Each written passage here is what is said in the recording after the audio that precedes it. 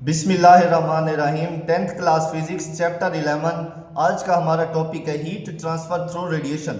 पिछले टॉपिक्स में हम डिस्कस कर चुके हैं कि कंडक्शन क्या है और कन्वेक्शन क्या है। जो इस चैप्टर का लास्ट टॉपिक है वो है रेडिएशन, इसको हम डिस्कस करते हैं। The sun serves as the main source of heat for our planet. जो सन है, जो सूरज है, वो हमारे प्लैनेट का मेन सोर्स है हीट का। ये आपसे MCQs में पूछा जा सकता है, इस लाइन को आप अंडरलाइन कर लें। However, this heat does not reach the earth through conduction or convection। यानी जो सूरज की हीट है वो जो ज़मीन तक पहुंचती है, ना वो कंडक्शन की मदद से पहुंचती है, ना ही कन्वेक्शन की मदद से। As there is no medium between the sun and the earth atmosphere. क्योंकि हमें ये मालूम है जो सन है, जो सूरज है और जो ज़मीन है, उसके दरमियान कोई मीडियम मौजूद नहीं है। Instead heat is transferred by radiation. यानी जो सूरज से रेडिएशन, जो सूरज से हीट आती है ज़मीन तक, वो किस फॉर्म में आती है? रेडिएशंस की फॉर्म में। A process in which energy travel across space in the form of electromagnetic waves. अब ये जो हीट आती है ये आती है एनर्जी की फॉर्म में, यानी ऊपर आसमान से या सूरज से जब नीचे आएगी तो वो किस फॉर्म में आएगी? इलेक्ट्रोमैग्नेटिक वेव्स की फॉर्म में। इलेक्ट्रोमैग्नेटिक वेव्स ऐसी वेव्स होती हैं जिनको ट्रैवल करने के लिए मीडियम की ज़रूरत नहीं होती। This is the mechanism through which the sun's heat reaches the earth. यानी ऐसा प्रोसेस है जिससे जो अर्थ की हीट होती है वो ज़मीन तक पहुंचती है। ये भी इसकी डेफिनेशन है, ये जो ऊपर वाली लाइन हमने डिस्कस की है। आपने ये डेफिनेशन तैयार नहीं करनी, ये वाली जो ब्लॉक बना हुआ है येलो कलर का, ये रेडिएशन की डेफिनेशन है। और आपसे शॉर्ट में पूछा जा सकता है व्हाट इज़ रेडिएशन या डिफाइन रेडिएशन, तो आप ये ब्लॉक लिखेंगे। और ये ऊपर वाला ये इंपॉर्टेंट MCQs है। इन रेडिएशन में हीट ट्रांसफर अक्कर, जो हीट ट्रांसफर होती है थ्रू इलेक्ट्रोमैग्नेटिक वेव्स। यानी जो रेडिएशन में हीट ट्रांसफर होती है वो होती है इलेक्ट्रोमैग्नेटिक वेव्स की फॉर्म में, विदाउट रिक्वायरिंग अ मीडियम। यानी जो इलेक्ट्रोमैग्नेटिक वेव्स होती हैं उन्हें ट्रेवल करने के लिए मीडियम की ज़रूरत नहीं पड़ती। ये radiation from a fireplace. How does heat travel from a fireplace to us. यानी ये आपका क्वेश्चन दिया गया, जो फायर प्लेस है यानी जो आग है, वहाँ से हीट जहाँ पर हम करीब बैठे हो तो कैसे पहुँचती है?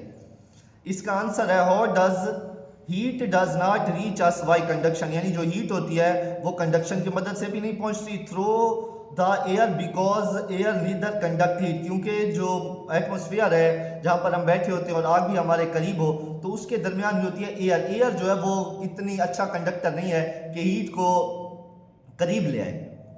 Not transfer heat efficiently, not transfer heat but radiation emitted is influenced by various factor. यानी जो वो हीट पहुंच रही होती है, जैसे हम आग के करीब बैठे होते हैं, जो आग हमें फील होती है वो किस वजह से होती है? रेडिएशन की वजह से होती है। और नेक्स्ट इसका ये एक और भी शॉर्ट क्वेश्चन पूछा जा सकता है, right the names of factors. यानी ऐसे फैक्टर्स के नाम बताएं विच रेडिएशन डिपेंड, यानी जिसके ऊपर रेडिएशन डिपेंड करती है, रेडिएशन इंसार करती है। तो ये इसके पॉइंट्स हैं।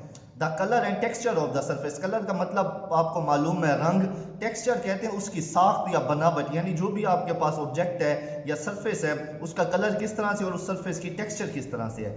दूसरा जो इसका फैक्टर है टेम्परेचर ऑफ द सरफेस, यानी जो सरफेस है उसका टेम्परेचर क्या है। और तीसरा पॉइंट है सरफेस एरिया, ये सरफेस एरिया के। इसमें से 2 शॉर्ट क्वेश्चन बनते हैं, ये मैंने आपको मार्क भी कर दिए हैं। अगर ये ऊपर वाला भी शॉर्ट क्वेश्चन आ जाए, आप कोशिश करें कंप्लीट लिख दें। अगर इसके फैक्टर्स आ जाए तो फिर इन फैक्टर्स के नाम लिख दें पॉइंट्स बना के। नेक्स्ट हमारा टॉपिक है वाई ऑब्जेक्ट्स कूल और वार्म ओवर अ टाइम। यानी जो कुछ ऑब्जेक्ट होते हैं वो कुछ देर बाद अगर गर्म हो तो ठंडे हो जाते हैं, अगर ठंडे हो तो गर्म क्यों हो जाते हैं। ये भी आपसे ऊपर वाला जो क्वेश्चन है ये भी आ सकता है पेपर में, और जो नीचे स्टेटमेंट दी गई है ये भी आ सकता है। दोनों का आंसर सेम है। Why does a hot cup of tea cool down over a time। यानी अगर गर्म चाय का कप है तो वो कुछ वक्त बाद ठंडा क्यों हो जाता है, ये हमारे पास एक क्वेश्चन। और दूसरा क्वेश्चन है why does a cold glass of water warm up। यानी अगर हम एक ठंडे पानी का गिलास रखते हैं तो कुछ वक्त बाद वो क्यों गर्म हो जाता है, ये हमारे पास क्वेश्चन है। इसका हम आंसर डिस्कस करते हैं। All objects in a room including walls. जैसे जो हमारे पास रूम है उसके अंदर उसकी दीवारें हैं, सीलिंग्स है, फ्लोर है, यानी उसका फर्श है। रेडिएट हीट, वो क्या करता है? हीट रेडिएट करता है। वाइल साइमल्टेनियसली एब्जॉर्बिंग इट, यानी वो जो रेडिएशंस होती हैं उनको एब्जॉर्ब भी कर रहे होते हैं जो भी ऑब्जेक्ट हमारे रूम के अंदर मौजूद हो। If the temperature of an object is higher than that of its surrounding, यानी अगर जो ऑब्जेक्ट है उसका टेम्परेचर हाई होगा इर्द गिर्द से, तो आगे अगले पेज पे मैं आपको बताता हूँ, लेकिन ये आप दो यू नो देखें इसमें क्या बात बताई गई है।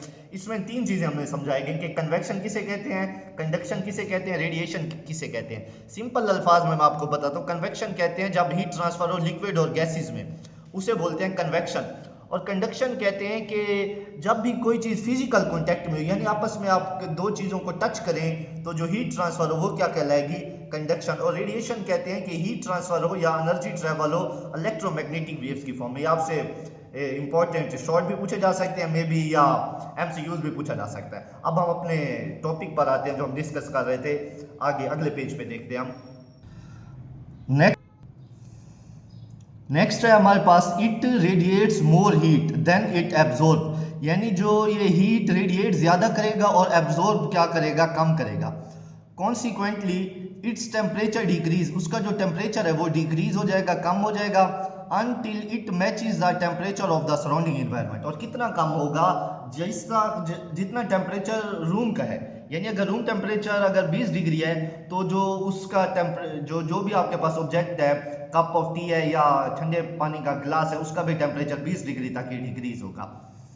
On the other hand if the temperature of object is lower than its surrounding, अगर उसका टेम्परेचर उसकी सराउंडिंग से कम है, इट एब्जॉर्ब मोर हीट, तो वो क्या करेगा, हीट को अपने अंदर एब्जॉर्ब करेगा, देन इट रेडिएट्स, फिर उसे क्या करेगा, रेडिएट करेगा, causing its temperature to rise, जो उसका टेम्परेचर है वो राइज करेगा यानी टेम्परेचर बढ़ेगा, until it reaches equilibrium with the environment. यानी अब इसमें सिंपल बात यह बताई गई है, अगर आपके पास एक गर्म चाय का कप है और ठंडे पानी का गिलास है, तो ये ठंडा पानी जो होता है वो गर्म होना स्टार्ट हो जाता है, और जो कप होता है चाय का, गर्म चाय का कप, वो ठंडा होने लग जाता है। इसकी मेन रीज़न ये है कि जो भी रूम के अंदर ऑब्जेक्ट होते हैं ना, वो हीट को अपने अंदर एब्जॉर्ब करते हैं। जैसे चाय का गर्म कप है, वो क्या करेगा, हीट रिलीज कर रहा होगा, वो ऑब्जेक्ट क्या कर रहे होंगे, हीट को एब्जॉर्ब करेंगे।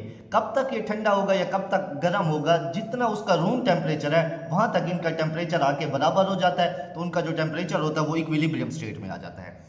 नेक्स्ट हम देखते हैं the rate at which different surfaces emit heat, यानी जो रेट है, मुख्तलिफ जो सर्फेसेज हैं वो किस तरह हीट को इमिट करते हैं, डिपेंड्स ऑन देयर कैरेक्टरिस्टिक्स, उनकी कुछ कैरेक्टरिस्टिक्स हैं उनके ऊपर ये डिपेंड करता है। This phenomena can be illustrated with the Leslie's cube. अब हम ये देखते हैं कि Leslie's cube emission and absorption of radiation, इसकी डेफिनेशन दी गई है, शुरू में भी आपसे पूछ सकता है लेस्लीज क्यूब क्या है।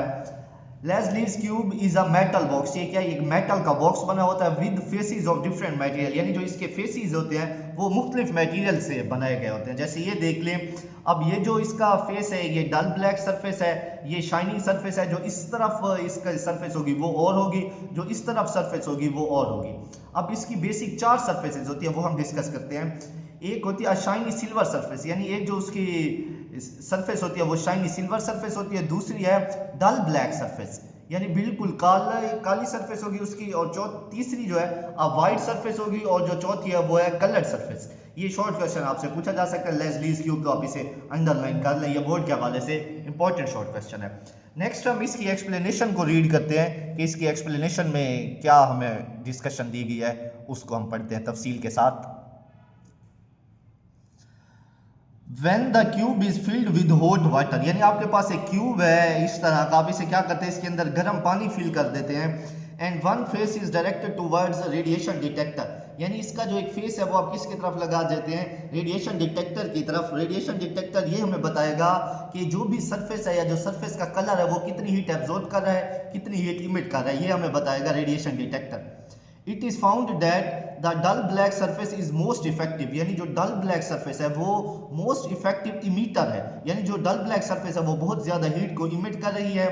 The rate at which different surfaces absorbs heat also varies based on their nature, यानी वो ये डिपेंड करता है जो सरफेस है, जिस तरह सरफेस की नेचर होगी वो जो मटेरियल होगा उसी तरह हीट एब्जॉर्ब करेगा या हीट को इमिट करेगा। इसकी हम एग्जांपल देखते हैं। When comparing a dull black surface, यानी जो डल ब्लैक सरफेस है उसका मवाजना करवाते हैं with the polish silver one, यानी एक आपके पास डल ब्लैक सरफेस है, दूसरी है पॉलिश सरफेस है यानी चमकदार सरफेस है सिल्वर कलर की। The dull black surface absorb heat more rapidly, यानी जो डल ब्लैक सरफेस है वो क्या करेगा, हीट को जल्दी से अपने अंदर एब्जॉर्ब कर लेगा, causing its temperature to rise quickly, यानी जो उसका टेम्परेचर है वो भी क्विकली जल्दी से राइज हो जाएगा। While the polish silver surface absorb heat more slowly, यानी जो पॉलिश सिल्वर होगी, पॉलिश सिल्वर सरफेस होगी, वो जो हीट को एब्जॉर्ब करेगी वो स्लो करेगी, आहिस्ता करेगी। And warm up at a much lower rate, यानी जो गर्म होगी वो भी बहुत स्लो से गर्म होगी, यानी स्लो रेट के साथ गर्म होगी।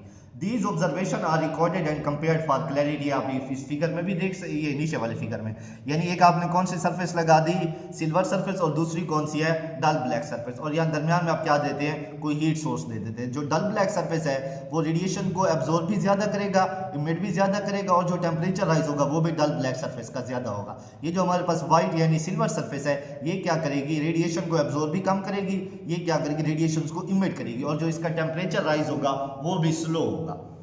नेक्स्ट हम डिस्कस करते हैं अगला टॉपिक।